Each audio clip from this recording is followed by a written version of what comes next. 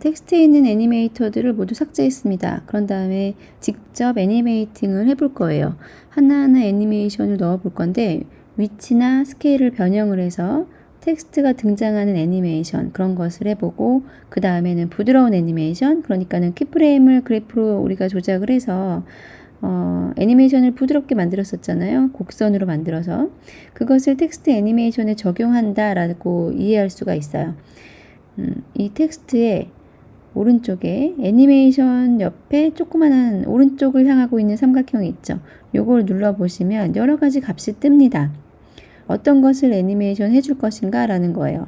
이 중에서 모든 속성 변형을 선택을 하면 이 위에 있는 모든 것들이 다 같이 적용이 된다라는 겁니다. 일단 불투명도 하나를 하고요.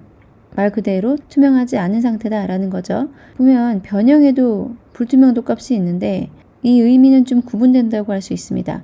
여기 텍스트 안에 있는 불투명도는 텍스트 애니메이션을 위한 불투명도이다 라고 보다 더 특정해서 이야기할 수 있어요.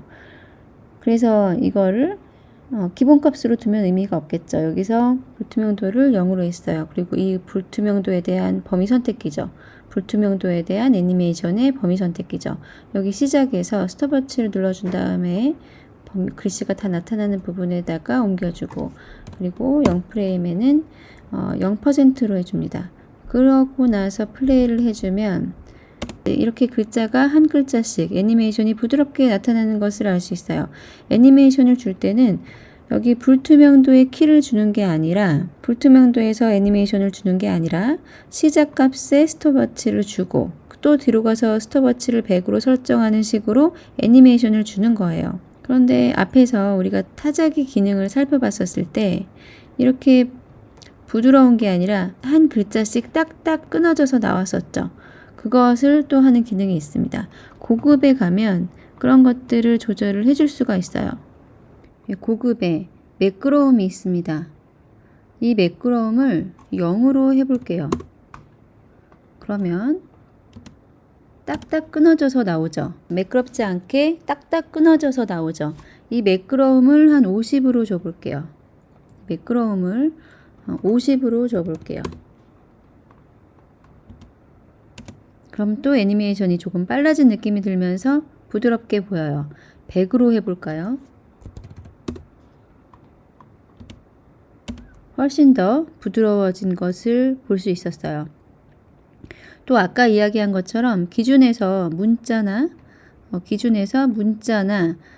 스페이스를 제외한 문자 이런 것들이 있는데 단어를 선택해보고 텍스트 그리고 애니메이션 이렇게 두 개의 단어로 부드러움이 나타나는 것을 볼 수 있어요. 그러면서 이 단어와 이 매끄러움의 값을 조절해 주면서 이 느낌을 잡으실 수가 있을 거예요. 또 여기 애니메이터 옆에 추가라는 기능이 있어요. 여기에서 다른 요소들을 추가를 해볼 수 있습니다.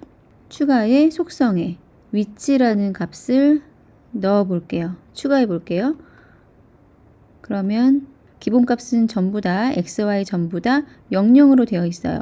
어디서부터 시작할 건지를 정해주는 거죠. 그래서 제 커서를 제일 앞에다 준 다음에 위치값을 위로 이렇게 올려줍니다. 그런 다음에 플레이를 해보면 여기 기준이 단어로 되어 있기 때문에 단어 단위로 떨어져 내려왔죠. 이렇게 나타나는 것을 볼 수 있고 이게 만약에 매끄러움이 0이다 라고 하면 또 다르게 나타나요. 내려오는 애니메이션이 보이지가 않죠.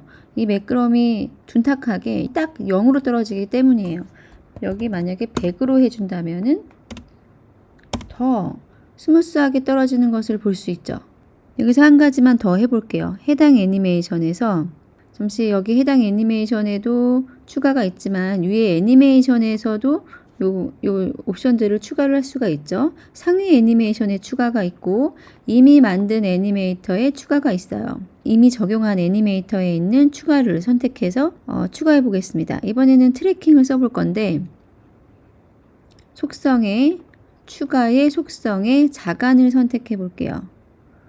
이 자간은 양을 통해서 이렇게 늘렸다 좁혔다 해볼 수가 있어요. 좀 내려와서 이렇게 자간을 늘렸다가 좁혔다가 이렇게 해볼 수가 있습니다. 자간을 조절해서 한 20으로 조절해 볼게요. 그러면 지금 빨간색 네모 테두리가 움직이는 것을 보면은 이렇게 점점 좁혀지고 있기 때문에 마치 왼쪽에서 떨어지는 것처럼 보이는데 이것은 자간 효과입니다. 이 자간의 양도 조절을 해볼 수가 있고 또 비율을 추가해 볼게요. 비율을 추가해서 커서를 0에다 두고 200으로 설정을 해볼까요? 300으로 설정을 해볼까요? 그런 다음에 플레이를 하면 큰 글씨에서 작아지는 글씨로 이렇게 떨어지죠. 텍스트 애니메이션 이렇게 되어 있는데 바꿔볼게요. 여기서 단어로 한번 해볼게요. 그러면 단어로 했을 때는 이 단어가 기준점이 글자 하나하나 글자의 중앙에 있기 때문에 글씨가 겹쳐져서 나오는 걸 볼 수 있어요. 이게 싫다. 이게 보통 이렇게 되면 오류가 있는 것처럼 보이죠. 이것을 고쳐주고 싶다. 그러면은 여기 기타 옵션에 기준점 그래프를 살펴봐야 됩니다. 스케일의 기준이 한 글자의 문자 정중앙에 있으니까 이거를 단어로 바꿔줍니다. 단어로 바꿔주면 단어 하나하나씩 덩어리의 기준점으로 바뀌죠. 그래서 적용된 것을 볼 수 있어요.